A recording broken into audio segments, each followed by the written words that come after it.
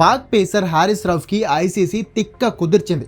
Asia cup 2025 సీజన్లో ఇండియాతో మ్యాచ్ల సందర్భంగా 6 ఇండియన్ రఫేల్ జట్లను కూల్చేశామన్నట్లు 6 నెంబర్ చూపిస్తూ రౌఫ్ చేసిన సైగల్కి శిక్షగా ఏకంగా 2 మ్యాచ్ల సస్పెన్షన్తో పాటు 4 డీమెరిట్ పాయింట్స్ ఇచ్చి ఊహించని షాక్ ఇచ్చింది.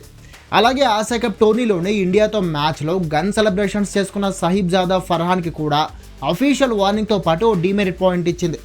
అయితే ఐసీసీ తీసుకున్న ఈ డెసిషన్ ఆనందంగానే ఉన్నా మన కెప్టెన్ సూర్యకుమార్ యాదవ్కి కూడా ఐసీసీ 30% మ్యాచ్ ఫీజులో కోతతో పాటు 2 డీమెరిట్ పాయింట్లు కూడా ఇచ్చింది.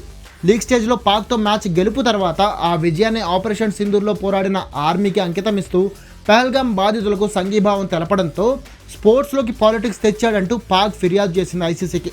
దీంతో ఐసీసీ ఈ విషయంపై విచారణ జరిపి సూర్యకి కూడా 2 demerit points and 30% match fee కోత విధించింది.